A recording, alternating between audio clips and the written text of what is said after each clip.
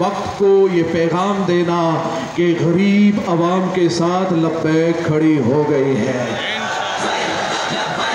لبیک یا رسول اللہ. میں تمام تاجر برادری کا،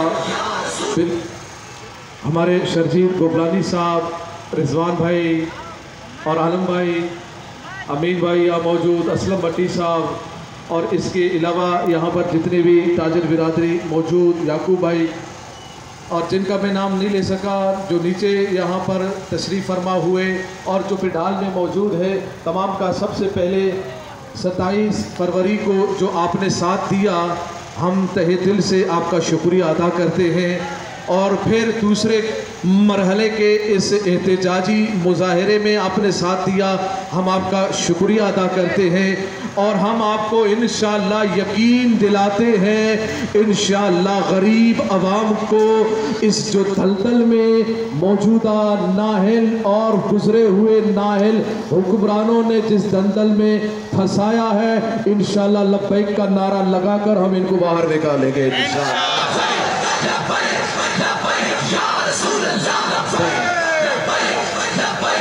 اور ہمارے تحریک لبیک پاکستان کے ناظم اعلیٰ حضرت علامہ مولانا مفتی غلام غوث بغدادی صاحب جلوہ افروز ہے.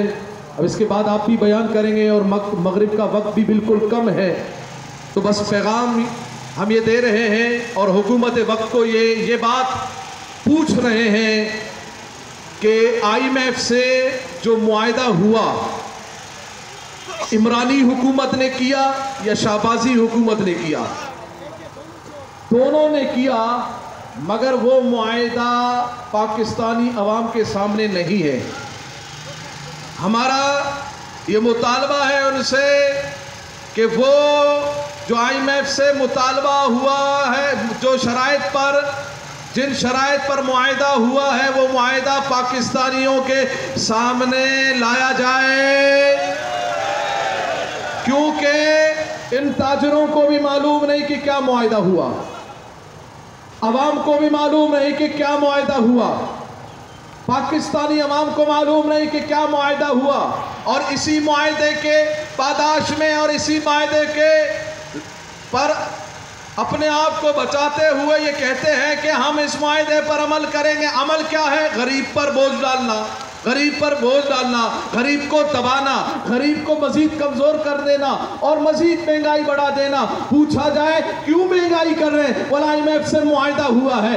کیا معاہدہ ہوا ہے؟ غریب کو مزید پریشان کرنا ہے. بولا ہاں پر نہیں معاہدہ ہوا ہے. میں نے کہا یہ کیسا معاہدہ ہے؟ بولا وہ قرض نہیں دیں گے، ہم نے معاہدہ کیا ہے تب ہمیں قرض ملا ہے. میں نے کہا دنیا میں تو ہم نے یہی دیکھا ہے اور یہی دستور ہے اور یہی طریقہ ہے. کوئی جب پریشان ہو، کسی سے جب قرض لیتا ہے تو قرض لینے کے بعد اس کی پریشانی ختم ہوتی ہے، نہیں ہوتی ہے ختم. بھائی آپ پر اگر قرض ہے کسی کا، آپ کو کسی نے قرض دے دیا کہ یہ لے لو قرض، تو اس کے بعد تو پھر ریلیف ملتا ہے، اس کے بعد تو پھر مہنگائی ختم ہونی چاہیے، پھر مہنگائی نے ختم ہونا چاہیے. مگر یہ جیسے ہی قرض لیتے ہیں ویسے ہی پیٹرول بڑھا دیتے ہیں، ویسے ہی ڈالر کو بڑھا دیتے ہیں، پھر آٹا بھی غائب ہو جاتا ہے، پھر تجارت کی چیزیں بھی غائب ہو جاتی ہیں، پھر سارے امپورٹ بھی بند، پھر آؤٹ پٹ پہ سبسڈیوں کو بند کر دیا جاتا ہے، ہم پر مزید بوجھ ڈال دیا جاتا ہے. تو پتہ یہ چلا یہ قرض نہیں ہے، یہ عیاشی ہے. اور یاد رکھیے گا یہ اب ہم تمہیں عیاشی کرنے نہیں دیں گے. IMF کا معاہدہ نامنظور، IMF کا معاہدہ، IMF کا معاہدہ، IMF کا معاہدہ، اور IMF کا معاہدہ قوم کے سامنے لایا جائے، قوم کو بتایا جائے کہ کیا معاہدہ کیا گیا ہے اور کس طرح کا معاہدہ کیا ہے. ہمیں خدشہ ہے، بلکہ ہمیں تو تم پہ یقین بھی ہو رہا ہے کہ ہم نے اپنا پیٹ کاٹ کے، ہم نے اپنی اتنی پریشانیاں جو ہر طرح کا تم نے تاجروں پر، عوام پر ٹیکس ڈالتے دبا کر اس حالت پہ لائے ہو. ہم نے اپنا پیٹ کاٹا ہے. کئی IMF سے اتنی ساری پریشانیوں کو جھیلنے کے بعد کئی ایٹمی معاملات پہ معاہدہ تو نہیں ہوا. ہمیں IMF کا معاہدہ چاہیے، ہمیں IMF کا معاہدہ اوپن چاہیے. کئی ان ظالموں نے ہمارے ایٹمی پلانٹوں کو فروخت تو نہیں کیا. اگر نہیں کیا ہے، اگر تم سچے ہو، اگر تم ٹھیک ہو، اگر تمہارے اندر جرت ہے، حقیقتاً تم صحیح سمت پر ہو، تم نے صحیح معاہدہ کیا ہے، تو چوروں کی طرح IMF کا معاہدہ مت چھپائیے گا. ہم مردوں کی طرح سامنے آ کر بتائیے گا کہ یہ معاہدہ ہے، اس طرح کا معاہدہ ہے. دیکھیں اس میں عوام کو کتنا ریلیف دیا گیا ہے، دیکھیں عوام کی کتنی خوشحالی ہے، دیکھیں تاجروں کی کتنی خوشحالی ہے، دیکھیں ملک کیسے، معیشت کیسے ٹھیک ہو جائے گی، معیشت کیسے پروان چڑھ رہی ہے.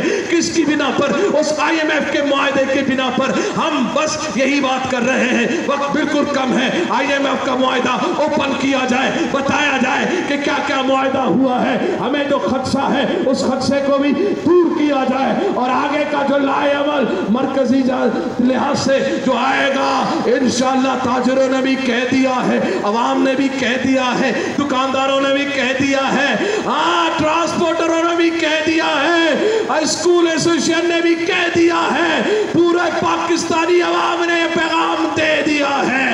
اب ہمارا ہاتھ ہوگا تمہارا.